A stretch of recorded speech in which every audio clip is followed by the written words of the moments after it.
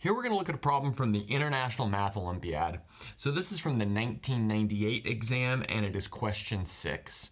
And generally, question 6 is one of the hardest problems on the exam. So as we look at the solution, I think you'll notice that we use a lot of tricks that would be really hard to come up with on the spot. Okay, so let's look at our statement here. So we want to suppose that f is a function from the natural numbers to the natural numbers that satisfies the following rule. So for all m and n, which are natural numbers, that is positive integers, we have f of n squared times f of m equals m times f of n squared. So this is a pretty weird rule for this function to follow, but we'll see what structure it gives us to this function later. So notice we've got this n squared inside of the function, and we can somehow like factor that out, and that gets evaluated at f. But then this f of m inside of the function, it gets pulled out just as m. Okay, so the goal is to find the minimum of f evaluated at 1998 over all functions satisfying this rule. So there'll be like a big family of functions that satisfy this rule. So what you want to think about doing is finding f of 1998 for all of those functions, then taking the minimum such value. Okay, so let's look at some hints before we dive into a solution. So maybe my first hint is to try and show that f is almost multiplicative. So it will not be possible to show that f is multiplicative because it does not have to be multiplicative to satisfy this rule, but it will be almost multiplicative. And here I've put the definition of a multiplicative function right here, and I want to point out that by almost multiplicative, it almost satisfies that rule. So f of a times b equals f of a times f of b. Then next, once you have it that it's multiplicative, you can look at things like, what is f evaluated at a prime? If you know the value of f at a prime, then maybe you're in a good spot. And then next, we've got this prime factorization of 1998. That's sort of an obvious thing to need, given that we've got this 1998 playing a role in the problem. So that's 2 times 3 cubed times 37. Okay, so maybe give this problem a go with these hints, and then we'll come back with the solution. Okay, hopefully those hints were helpful. Now we're ready to look at a solution. So I've gone ahead and numbered this equation over here, which is the defining equation for our class of functions. I've numbered it 1, and then I'm going to take 2 special cases of this equation as well, and I will number those also. So the first one that I'm going to take is when n equals 1, and then m is free. So that means m could be like anything. So let's see what 1 becomes if we have that. So notice we'll have f of m equals m times f of 1 squared. So I think what's really important to notice here is that this function really depends a lot on the value of f of 1. And that's something that we'll see as we move forward. All right, now let's look at the next one. So this is going to be n equals n. So in other words, n is free and m is equal to 1. So let's see what we get in that setup. So here we'll have f of n squared times f of 1 equals f of n all squared. So notice again, f of 1 is playing an important role. So now I'm going to go ahead and number these. I'll number this equation 2 and this equation 3. And now we're going to do a long, tricky calculation that will move us towards this first hint that we saw on the last board, which was to show that f was almost a multiplicative function. That calculation is going to start with this. So we'll let a and b be any natural numbers, and then we'll consider the object f of a squared times f of b squared. So maybe why not just f of a times f of b? Because that's the type of thing that we want to look at if we're looking for showing f is almost a multiplicative function. Well, it's actually going to be easier to deal with f of a squared and f of b squared, given the fact that we've got this equation up here, equation 3, which deals with f of n squared. In fact, our original defining equation has lots of squares in it, so this is going to be easier to deal with. Okay, so now the first thing that we're going to do is use equation 3 with b equals n. So let's see what that turns into. So we'll have f of a squared, so that part will not change. And then next, we'll have f of b squared times f of 1. So again, that's from using equation 3 with b equals n. So next, we want to use equation 1. So here we're going to use equation 1, and now this is a little bit trickier. We're going to use n equals f of a, and then we're going to use m equals b squared times f of 1. And so notice this is in fact what's inside of this function over here. Okay, so let's see what that turns this into.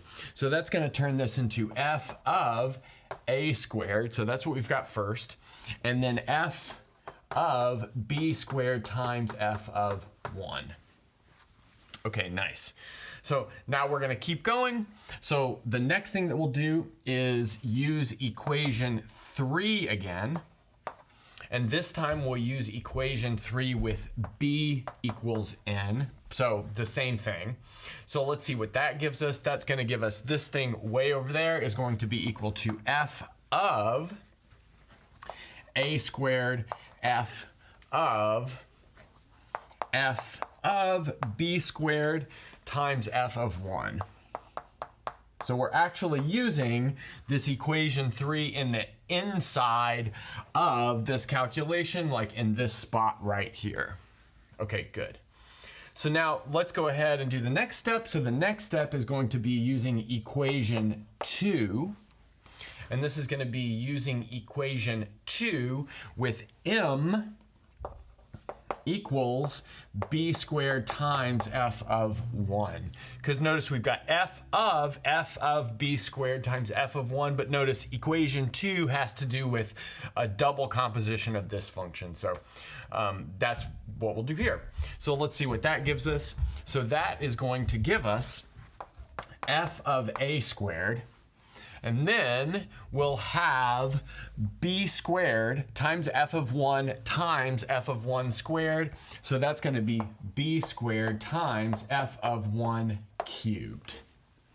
So that's what we get there. Now we're going to break this f of 1 cubed into an f of 1 squared and then an f of 1. And that's going to give us the following. So maybe I'll just point out that this is by arithmetic. We can rewrite this as f of, now maybe we'll say a times b times f of 1, all of that squared times f of 1, something like that. Good. So now we see that the interior of this looks like the interior of this third equation. So that means we can use equation 3 where n equals a, b, f of 1. So let's see what that turns this into. That's going to turn this into f of a times b times f of 1, and then that whole thing squared. Good. So now let's go ahead and look at the extreme left-hand side of this equation and the extreme right-hand side of this equation. And we see that we have our almost multiplicativity if we take the square root of both sides. So if we take the square root of both sides, we get rid of the square roots. We don't have to worry about a plus or minus because we're working over positive integers. So notice our almost multiplicativity looks like f of a times f of b equals f of a, b times f of 1. So in other words, if we've got a product on the inside, well, we can't quite pull it out unless that product on the inside is also multiplied by f of 1. Or if we've got a product on the outside, like f of a times f of b, we can smush it together into one value of the function, but we have to pick up an f of 1 on the inside. Okay, so let's maybe clean up this board and we'll start from this point right here. So on the last board, we used equation 1, which was the defining equation for our function, along with two special versions of it to gain the following equation. So we've got f of a times f of b equals f of ab times f of 1. Now what we want to do is take a special case of this. So we'll set b equal to 1, and that's going to give us another useful equation that our function must satisfy. So notice we'll have f of a times f of 1 equals, so we're setting b equal to 1, so that's going to be f of a, f of 1 on the inside right there. Okay, good. But now notice that we can insert this guy back up into our result from the previous chalkboard where we have maybe like a equals ab, and notice that that will give us the following result.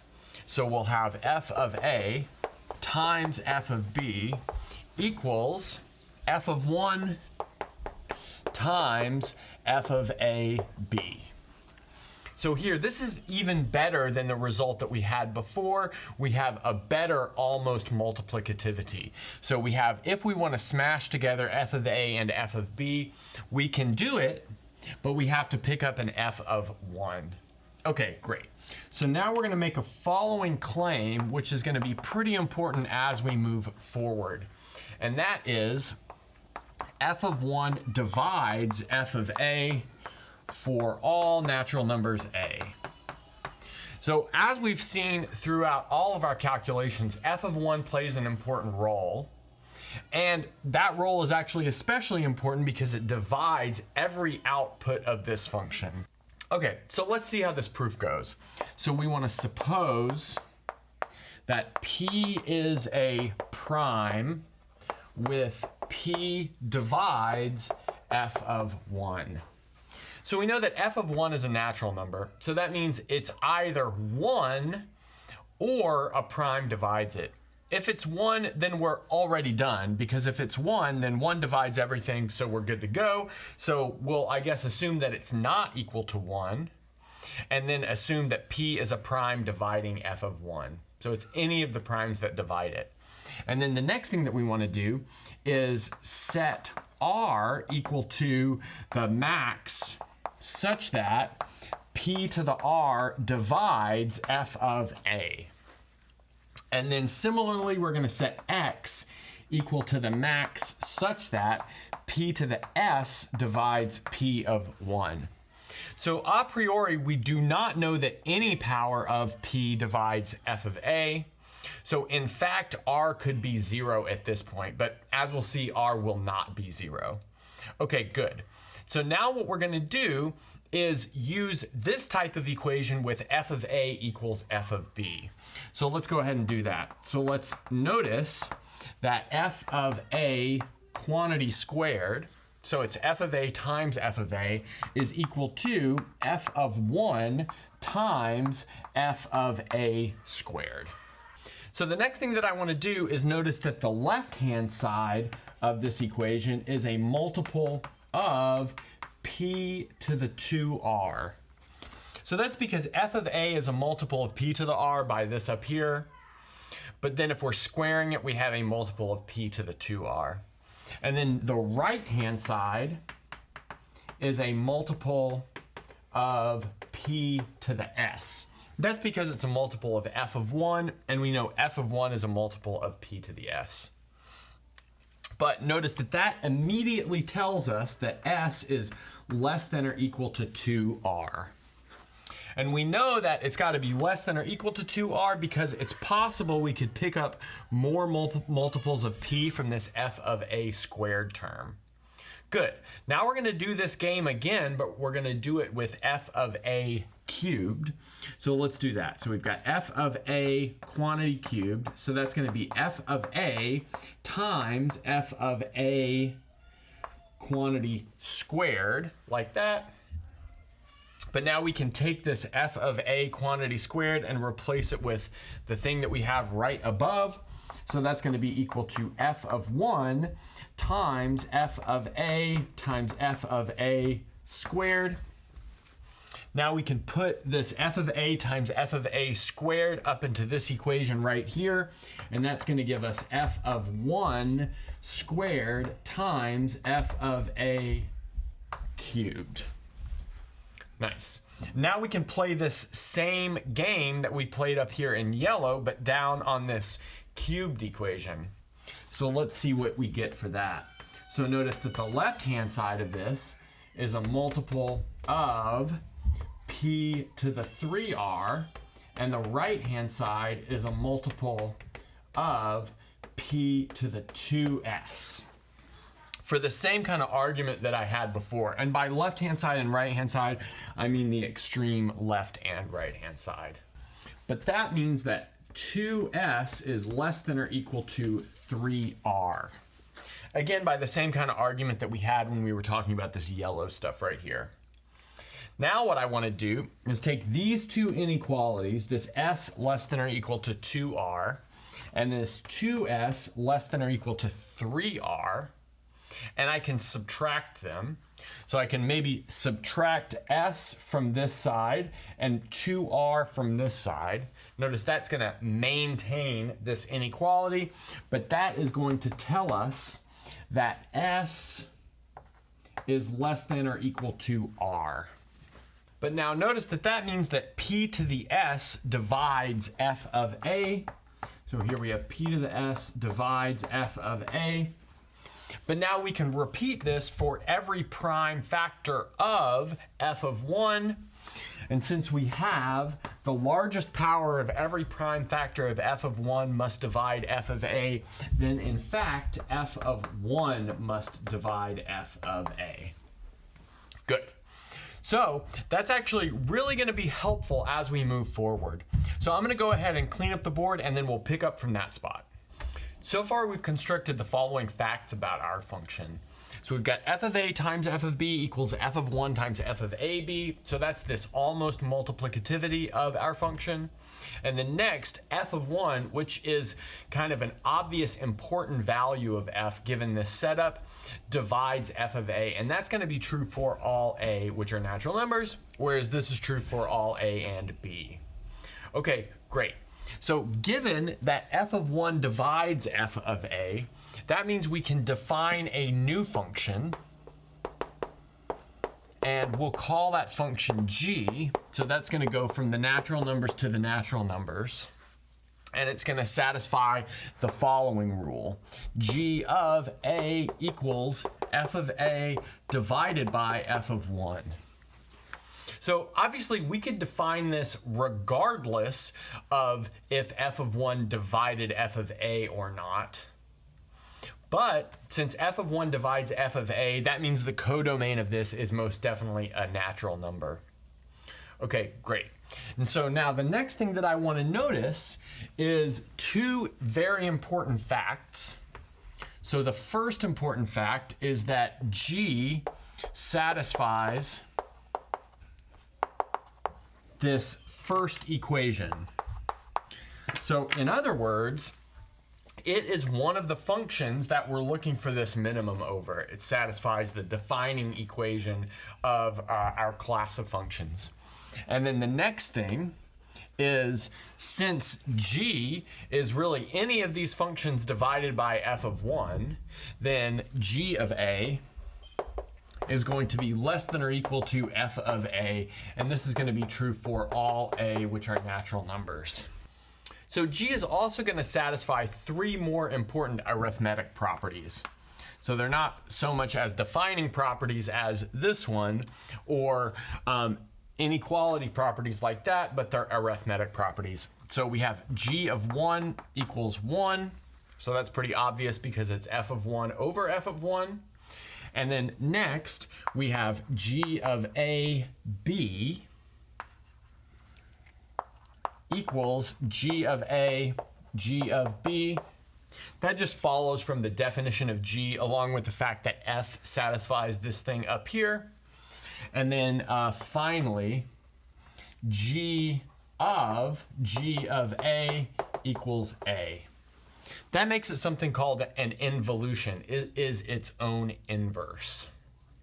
Okay, good. So now notice that that is going to follow from this kind of thing over here where we just set n equal to 1, like we kind of saw before. All right, so now want to prove the following claim. Well, really, we'll just like talk through the proof, and that is that G is bijective. And so what do I mean by bijective? Well, that's also one-to-one and onto. So a function being bijective, or in other words, one-to-one and onto, is equivalent to that function being invertible. But we just showed that G was its own inverse. And so since it is its own inverse, well, it's definitely invertible, but the fact that it's invertible means that it is bijective. So that's kind of how that claim goes. You can also very easily prove it just by the definition of injectivity and bijectivity. Maybe to sketch out one piece, notice if we have G of A equals G of B, and then we apply G to both sides of this, we will have A equals G of A equals G of B, which is equal to B. So that's a quick proof of it being injective, and then there's a similar one for it being surjective. Okay, good. Now the next thing that I want to claim is that G of a prime is equal to a prime. So let's maybe look at that proof. That's a little bit meatier than this proof of the fact that it's bijective, but not that much.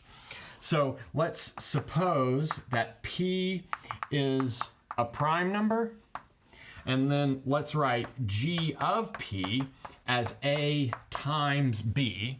And so we factored G into a product of two natural numbers. But then that's going to be equal to G of A times G of B. And this is where capital A equals G of little a and capital B equals G of little b. And here we're using the fact that G is surjective, in other words, it's an onto function, to find a pre-image for capital A and capital B. So that was an important fact there. Good.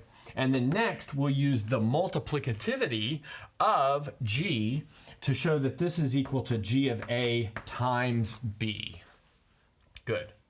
So now if we look at the left-hand side of this and the right-hand side of this, we've got G of this prime equals G of A times B.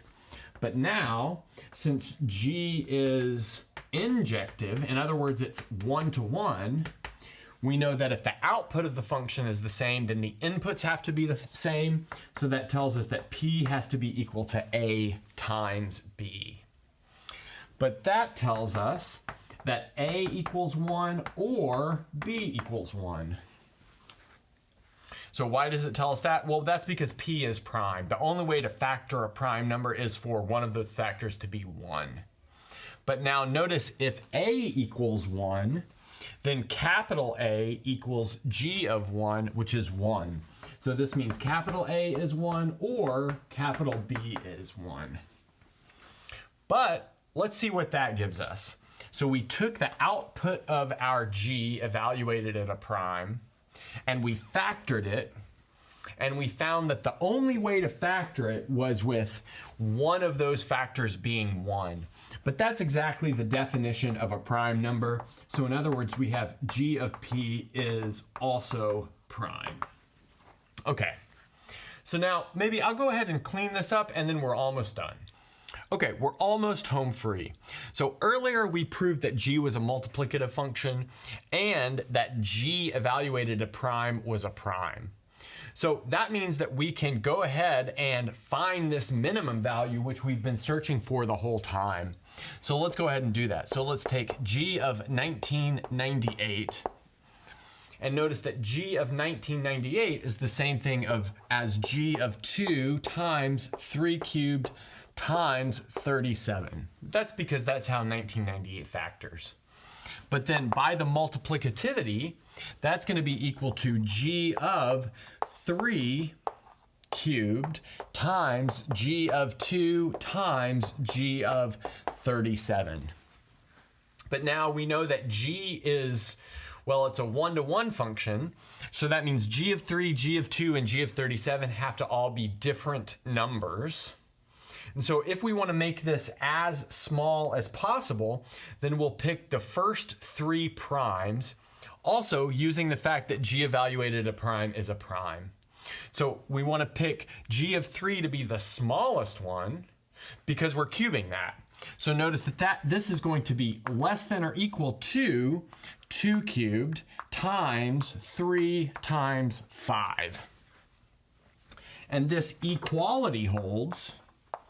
So equality if g of 3 equals 2, g of 2 equals 3, and then g of 37 equals 5.